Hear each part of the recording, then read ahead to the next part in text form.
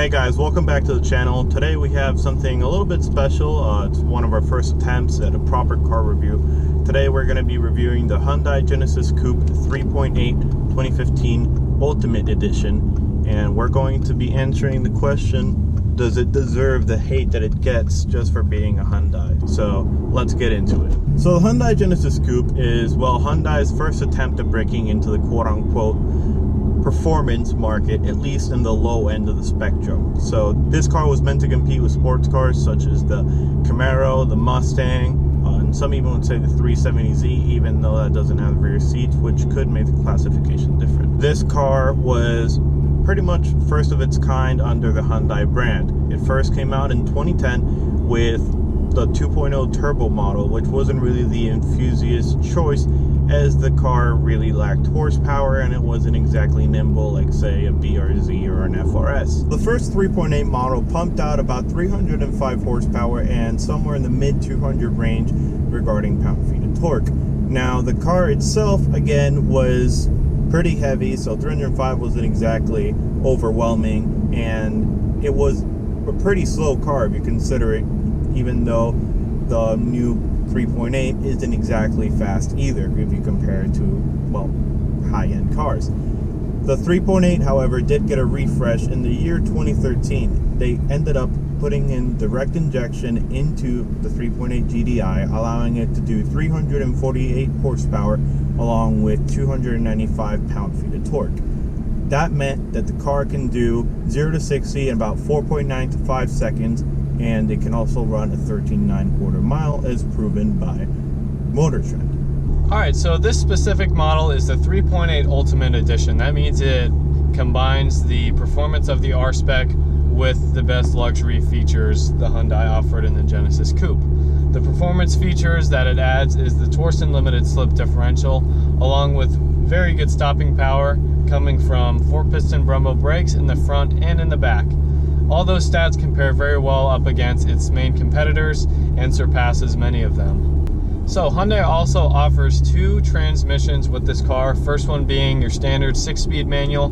Second one, which is what this car is equipped with, is the 8-speed Shiftronic with paddle shifters as well. So since this was Hyundai's first attempt to break into the performance market, they had to price the Genesis Coupe competitively so enthusiasts would take the chance and buy the car. This specific model comes to an MSRP of around $34,000, but one can find them used with very low miles in the low to mid $20,000 range, making this even furthermore a great bargain for what you get. So moving on to the exterior and the interior. This car comes equipped from the factory with 19-inch alloy wheels with 245 width tires in the back and 225 width tires in the front. This Ultimate trim as well comes equipped with the spoiler that you see on the back.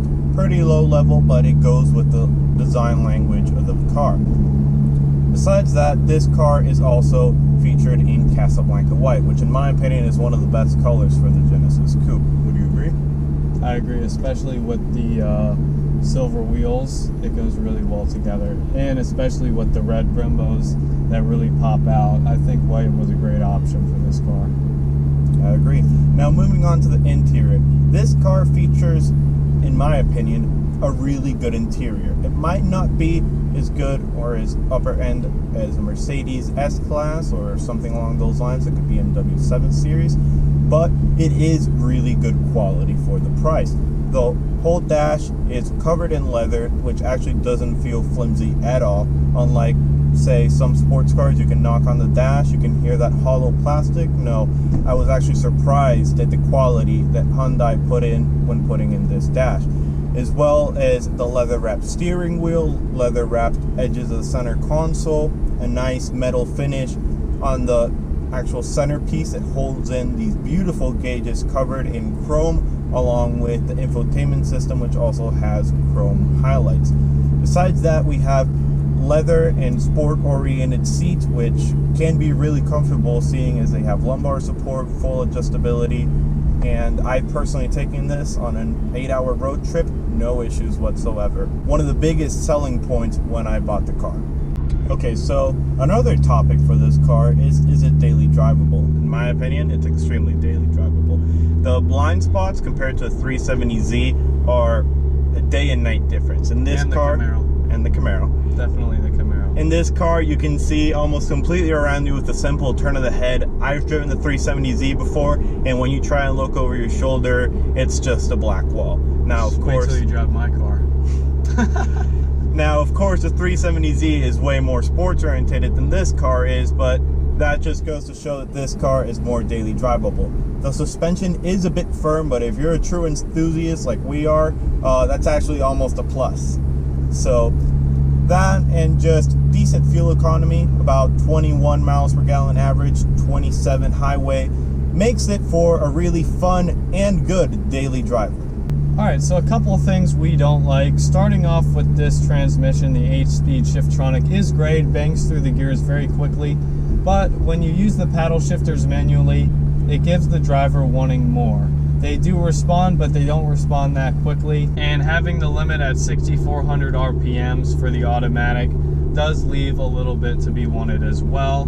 Putting it in sport mode, leaving it in automatic, we found the best results. I'm sure the acceleration times would back that up as well.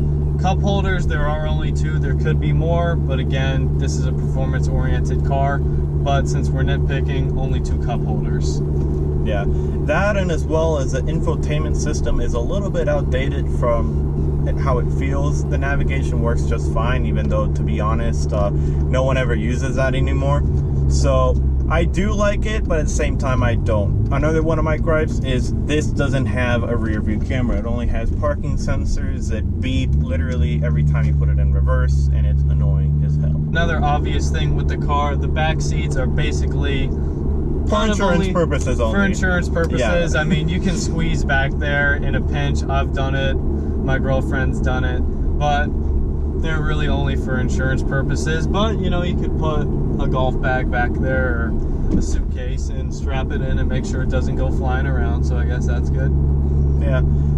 Going into that topic, one thing we didn't really cover before was that the trunk space is actually really good. The rear seats fold down and you have a decent opening with a lot of space in the back. You can even put a golf bag back there, fishing poles, your friend's annoying ex-girlfriend, but it's really limitless. It's up to you. It's just the opening is a little bit limited, but you can play with it.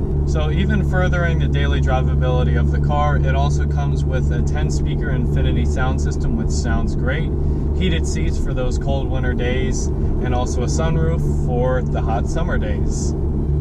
As well, coming back to the exterior, this car has Xenon headlights, some fake hood vents, which do make the car look very aggressive from the front nonetheless. Which you'll be replacing. And also an agent exhaust full catback, which sounds pretty dang good when you open it up. Okay, so to wrap it up, the question, does it deserve the hate? Is it really a Hyundai? Technically, yes, it is a Hyundai. But realistically, we believe that it doesn't deserve the hate that it gets.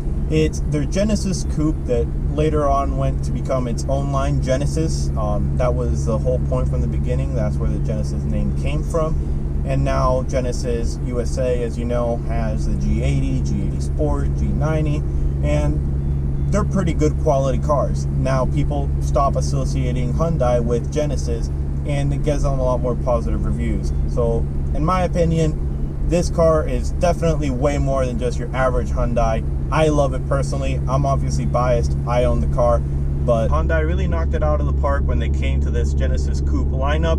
We believe that they actually did achieve their goal that they went for, which was performance at a decent price with good luxury interior for its price point, along with a nice exterior. Alright guys, so that's going to wrap it up for this one. We really hope you guys enjoyed our review of this 2015 Hyundai Genesis 3.8 Ultimate.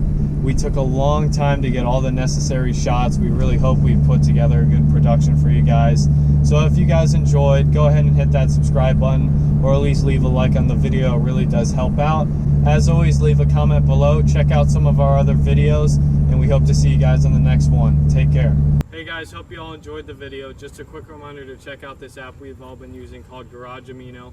All of us have personal profiles on there. It's like Facebook for car guys, completely free on the App Store. So check it out, and we hope to see you guys on there. Take care. See you next time.